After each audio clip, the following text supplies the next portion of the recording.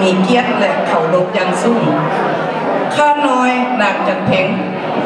กงไสยสร้างภรรยาของท่านสายสมุน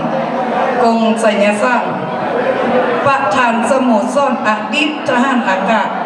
พระราชอาณาจักรเหล่าแห่งลำยูทาได้รับอนุญาตจากมติกองประชุมของการจัดตั้งครั้งล่าสุดให้ข้าน้อยเองพร้อมด้วยภรรยาของบรรดาสมาชิกสโมสรได้เป็นเจ้าภาพจัดงานราตรีสโมสรของสโมสรอดีตทหารอากาศพระราชอาณาจักรเหล่าแห่งลำยูทาขึ้นในค่ำคืนวันนี้ท่านที่เคารพข้าน้อยขออนุญาตเรียนบรรดาท่านทั้งวัตถุประสงค์ของการจัดตั้งของการจัดงานในค่ำคืนวันนี้ว่ามีจุดประสงค์ใหญ่อยู่2ประการคือ 1. เพื่อเป็นการพบปะสังสรรค์และแลกเปลี่ยนความคิดความเห็นม่วนซื่นและ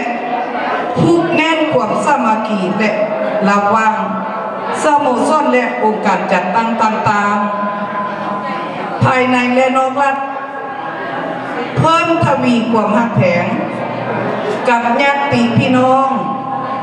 เพื่อนร่วมชาติทั้งภายในและนอกรัฐให้แน่นแฟ้นขึ้นกว่าเดิม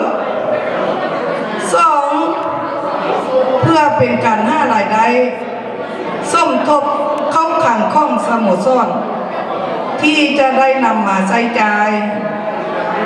ในการบริหารเวียกงาน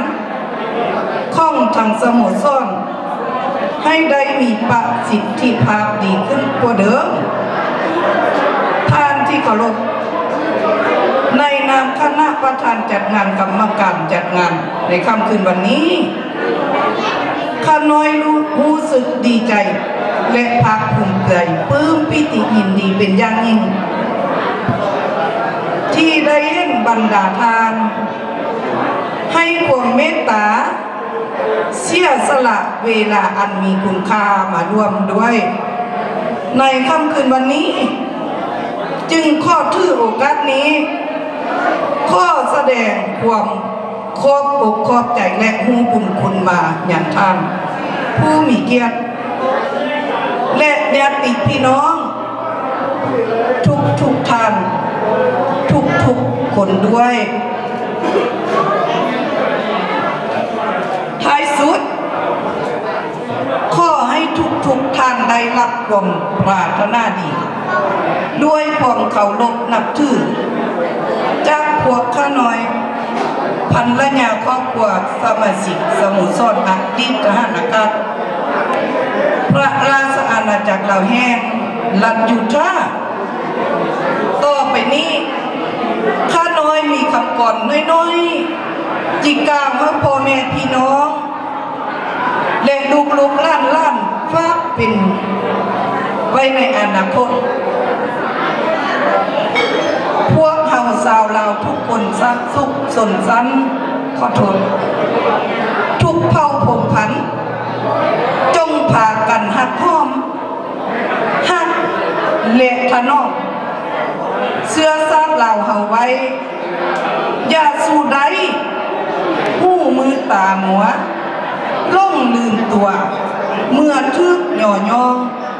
พุ่งพี่น้องจำไว้ให้ดีในพื้นปะตะพีคงบ่มีผู้ใดจะหักเราเมื่อเราเฮาหักกันหักให้มันหักกันให้ยืนยาวทราบเราจะยืนยงท่านเอ๋ยขอบใจกันหน่อย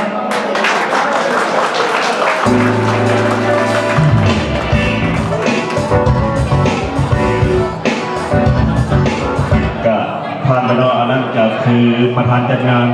ของราชสโมสรสำหรับค่ำคืนนี้เนาะก็คือยาบ้าจันเพ็งคงเส้นสารพร้อมด้วยยานางแววรัตนากงสวัสดิ์แล้วก็ ยังเอื้อยสายสมรทิพย์สุวรรณเนาะเพิ่นกล่าว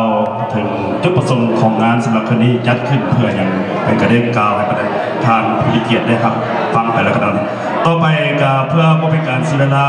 เปิดการวันซื่นเฮานี่ก็จะขอเชิญทางยาอ้ายสายสมรของเส้นศาสตร์เนาะพอเป็นระบบสามัคคีเปิดรายการเลยเขาคืนยาอ้ายสายสมรแล้วก็พร้อมด้วยยาอ้ายจอมเพชรสิ่งวงสวัสดิ์ครับแล้วก็ยาอ้ายสิงห์เพชรทิพย์สุวรรณก็ขอเชิญขึ้นมาเปิดรายการระบบสามัคคีแก่บรรดาท่านผู้มีเกียรติเล็กสลับเวลาเข้ามาหอมในงานนี้แล้วก็ขอเย็นเซิร์ฟแขกผู้มีเกียรติของเขาทุกท่านเนาะขึ้นมาไล่รับเปิดระบบสามัคคีพร้อมกันขอเซิร์ฟทั้งดนตรีของเขา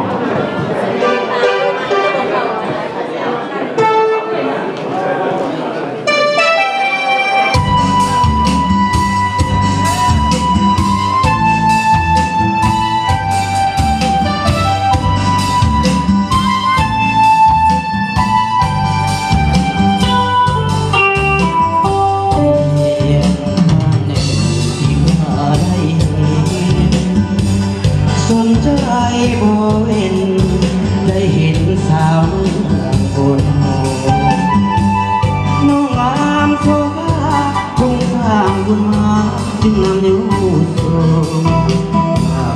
ดังเที่ยวดังโหนำสุขสมคงพักหน้าโซเพียงหนึ่งที่ข้าได้พาทราบถึงใจหรือไทยของข้าเสื่อมโทรมอยากจะรู้อยากเป็นเนื้อคู่เสื่อมโชคมีลมผู้ร้ายสร้างมาพอสมจึงหลงโง่เพียงน้องคนงามโอ้น้ำใจสาวคนงามแสนงามเลิศแล้วสูงส่งวัฒนธรรมน้องสร้างบุญมาทำพลาผู้สนมากสาดีบุญงามคำสวยเลิศล้ำยิ่งกว่าจันทรา